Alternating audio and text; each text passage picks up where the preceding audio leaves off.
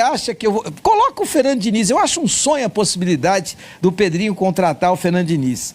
Ele vai para a zona do rebaixamento em 4, 5 jogos. Eu tô dizendo, você coloca o Fernando Diniz com a mentalidade do Fernando Diniz, com a ideia de jogo do Fernando Diniz, com esse time do Vasco, 4, 5 jogos na zona do rebaixamento. E aí? Vai perguntar? Vitória Vascão! Pra quem não é, toque, toque. E aí, família? Mandei bem? Será que eu sirvo para caminhar nessa carreira aí de ator?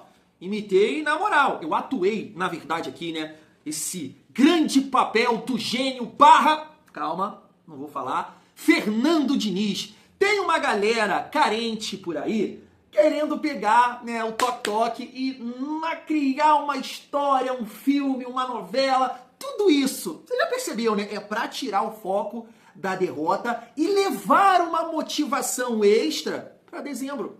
Esse é o papo. Mas o toque-toque do Fernando Diniz, você se ligou? É pro Elias Júnior. Com certeza absoluta. O Diniz é elegante na coletiva. Dentro do campo, não. Ele xinga 22 por I. Ele pega o Pumita no cangote, dá tapa no peito do Andrés Gomes. Eu não tô acostumado com isso. Mas na coletiva ele não responde ninguém. Mas é isso aí, o toque-toque. É para um neto da vida. É para um Elias Júnior da vida. E a gente vai debater aqui sobre ele, porque ele tá elogiando agora o Fernando Diniz, família. Olha só, meu gênio? É isso, você vai acompanhar aqui nesse vídeo e muito mais. Claro que a gente vai trazer aqui toda a repercussão do sorteio da Copa do Brasil. Tá definido aí, assim, na semifinal.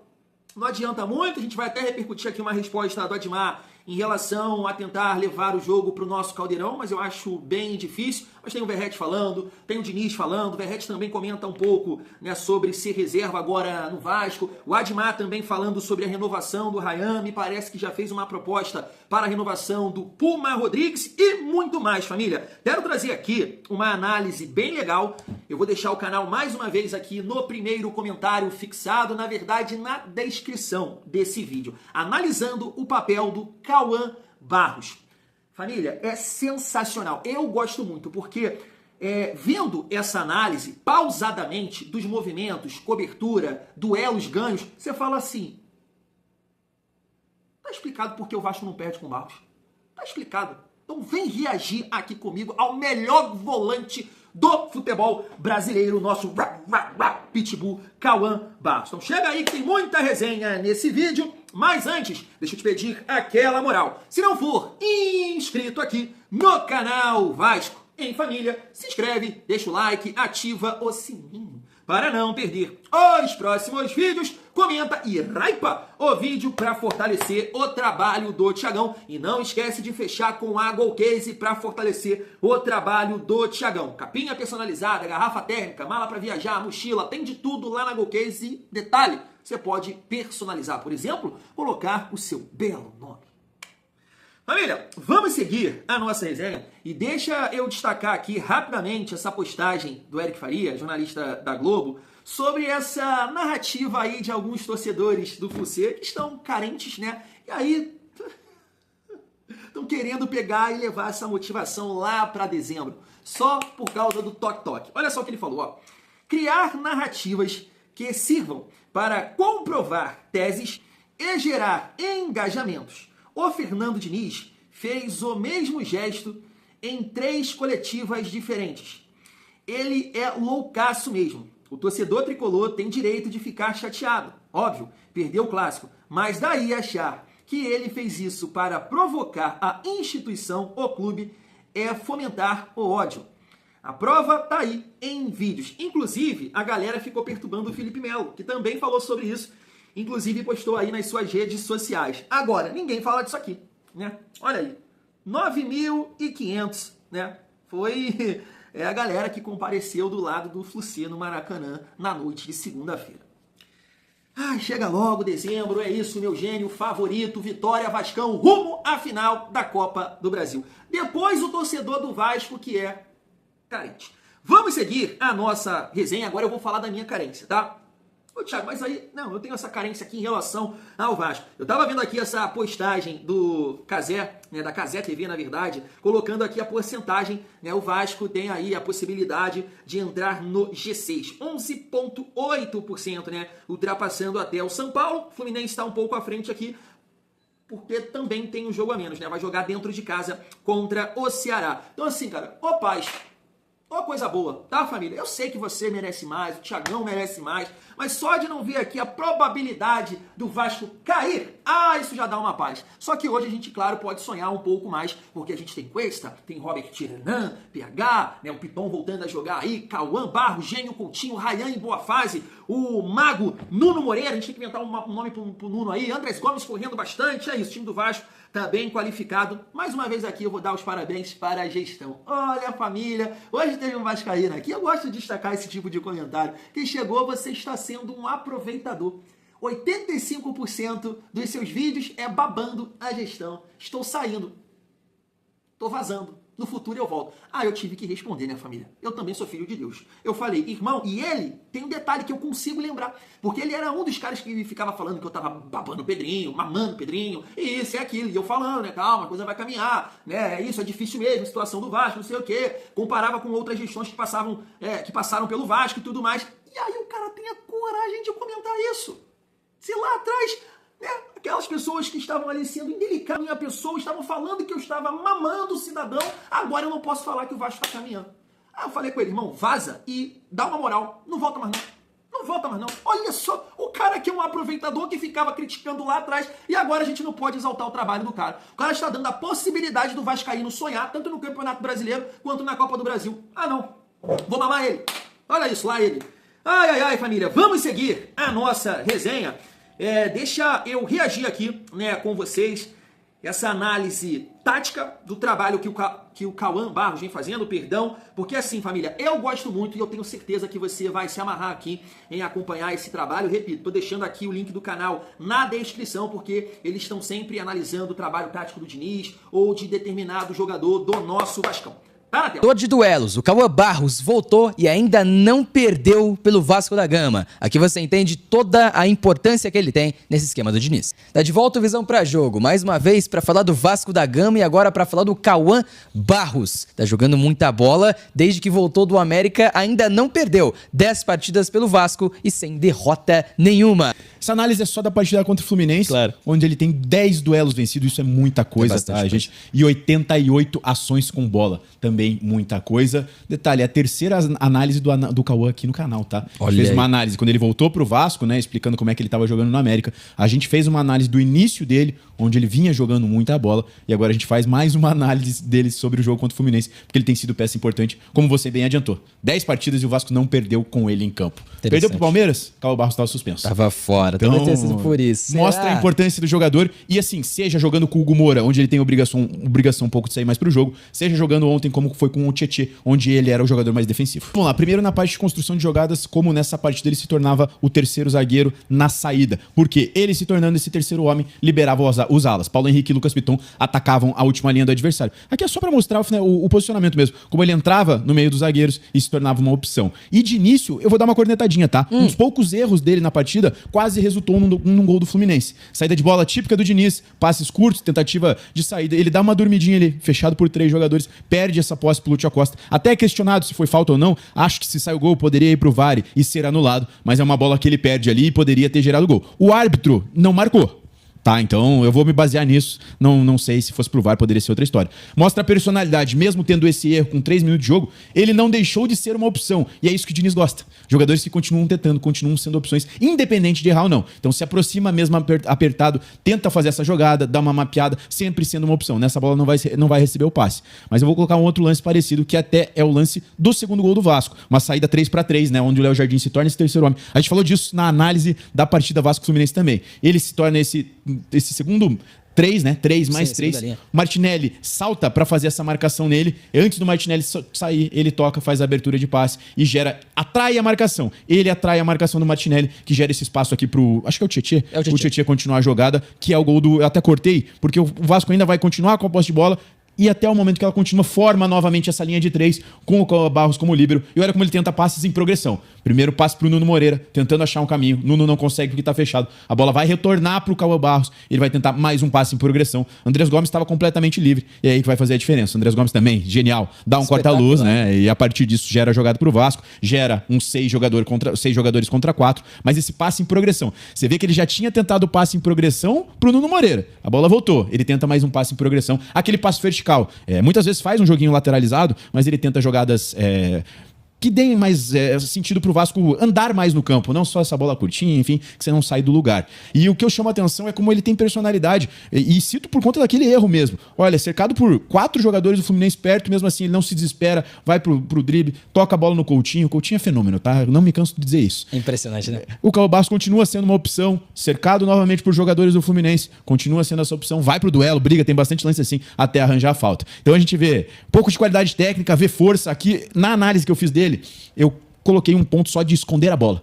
E aqui, nesse lance, a gente foi muito claro. Como ele esconde bem a bola. Na análise, eu tinha colocado uns 3, 4 lances na análise anterior, porque ele esconde a bola, vai protegendo, na base da força, vai levando, duelo, briga, ganha essa posse, fica com ela e ela fica com o Vasco. Então você vê como ele vai na força, vai na técnica, vai de todas as formas, mas ele ganha a posse.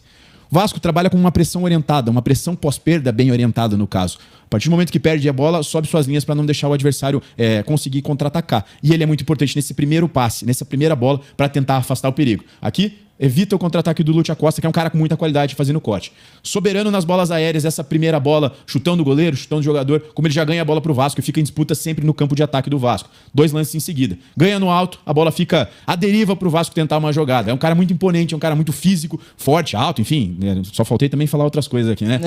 Mais uma vez, ganhando essa posse lá em cima. Ele, repara como essa bola sempre vem nele, porque ele sempre tá bem posicionado, gera uma chance. O Coutinho consegue abrir bem também pro Piton. Mas veja, mais uma bola que ele ganha no campo de ataque pro Vasco ser eficiente. Mais uma vez, o Vasco fazendo essa marcação-pressão, ele salta a linha. Nesse momento ele não tá em ninguém. Salta essa linha para ganhar a posse. E olha como já abre um campo diferente pro Vasco. O Andrés Gomes em condição ali, só que daí tava bem fechado. A defesa do Fluminense fecha bem essa jogada. Mas eu mostro 5, 6 lances em sequência dele recuperando essa posse do meio campo para frente, trazendo situações pro Vasco. Mas não significa que também, quando é do meio campo para trás, olha como ele salta. Ele tá, esse lance é engraçado, até eu vou voltar aqui, porque ele tá... Ele tá mais afundado, né? Ele tá marcando esse jogador aqui, que acho que é o Hércules. O Tietchan tá marcando o Martinelli. Ele tá longe da jogada. Ele tá longe da jogada. Ele sai do dele porque ele percebe essa janela, ganha o duelo, vai na briga e olha como ele já clareia. Olha como ele clareia o lance, pegando um Coutinho e um Ryan num 2-2 aqui. Tudo bem, a defesa do Fluminense vai voltar, vai fechar a porta, mas ele ganha muito duelo e já dá sequência à jogada. Mais uma vez, ele é até batido no primeiro lance. Olha o poder de recuperação, um cara muito forte, muito físico. Estica a perna, abre o braço, continua com a posse. E esse lance é até engraçado que sai meio que se tapeando. Ele falta um pouco de técnica até nesse lance, cercado por 3 jogadores. Ele perde a posse ali, mas ele vai na base da força, trombando. E assim eu encerro a análise, Vincenzo. Tá aí, família, eu ia até pausar ali o vídeo, mas deixei pra falar aqui com vocês, porque aquela análise final, né, do duelo que ele vem, faz a recuperação, ganha e sai ali uma jogada, cara, era o que eu sempre defendi, né, saúde, porque assim, por mais que tecnicamente falando, o Tietchan tem mais qualidade que o Barros, o Jair tem mais qualidade que o Barros, mas cara, esse jogo sem bola é fundamental, não é por acaso que com o Barros, o Vasco está 10 jogos invictos, não é por acaso, claro, que não dá para colocar só na conta dele. O time melhorou com o Cuesta, com o Robert Renan, Coutinho, Nuno, Ryan. Por que falar do que o Ryan tá fazendo nessas últimas partidas? Mas o Vasco, né, tava precisando dessa segurança. Poxa, o Vasco não tomou gol contra o Cruzeiro, o Vasco não tomou gol contra o Fortaleza e o Vasco não tomou gol contra o Fluminense. Então o Barros, a gente vem falando isso aqui, eu tenho certeza que você concorda. A importância do Barros, Robert Renan e Cuesta, que é isso, justamente por esse jogo sem bola, essa saúde que faltava no Vasco. Mas aí vai o Diniz e vai citar o jogo contra o Santos, que o Vasco ganhou com o Jair e com o Tietchan, jogando muita bola, por sinal os dois. Depende do adversário. O Santos não tem aquela imposição física, aquela pegada. Mas contra o Mirassol, o Vasco sentiu. Contra o Juventude, o Vasco sentiu. Contra o Corinthians, o Vasco sentiu. Porque os caras foram intensos. Marcando, pressão, pegando. Então o Barros, cara, trouxe um equilíbrio para o Vasco.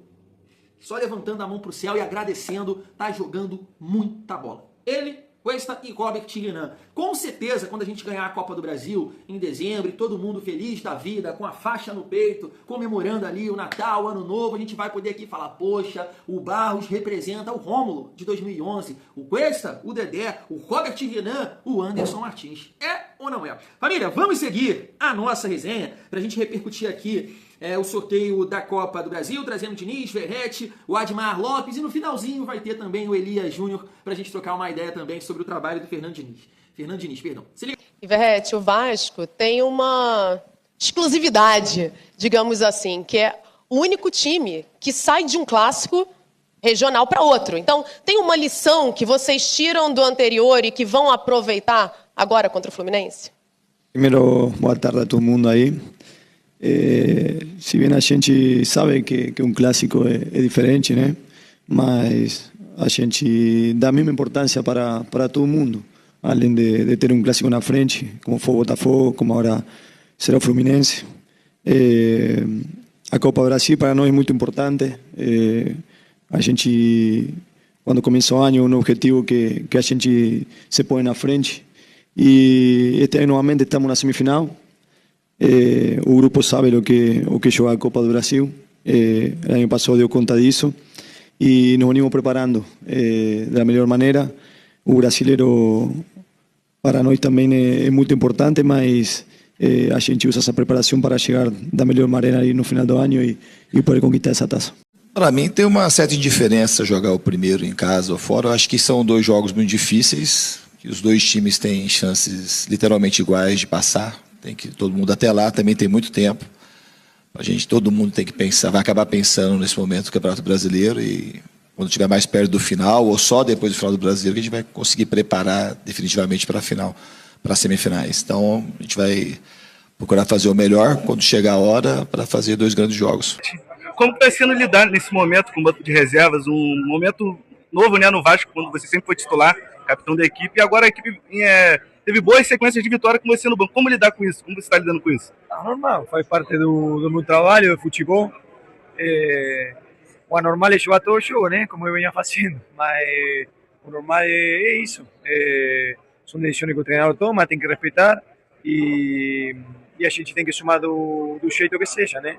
Eu sempre falo, o mais importante é que o Vasco ganhe, se o Vasco ganha todo mundo está feliz. E é isso, faz parte do meu trabalho, né? Então, em relação ao Ryan, aquilo que nós controlamos e que podemos fazer é fazer toda esta renovação, porque também é o desejo do jogador. Então, em relação ao Ryan, aquilo que nós controlamos e que podemos fazer é fazer toda a força e todos os esforços para tentar renovar. Há conversas bastante avançadas, as coisas estão a correr bem, tanto com a família, com os agentes e com o jogador. E nós estamos confiantes que nas próximas semanas ou até ao final do ano vamos conseguir fazer esta renovação, porque também é o desejo do jogador. Primeiro, eu elogiei o Diniz e acho que assim os resultados dele falam por si só. E o resultado é senhor da razão.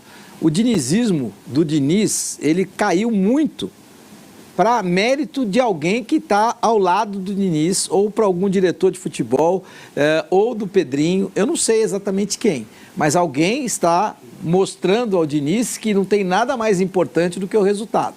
E que sim, você ainda vai ter méritos, você vai ter saídas de bola um pouco mais arriscadas, mas aquele método do Diniz, de que meu time só propõe, que meu time tem 4, 5 em volta da bola para ter superioridade numérica, e se eu perder essa bola aqui, eu coloco totalmente em risco todo o meu projeto, isso acabou. O time do Vasco não joga mais assim.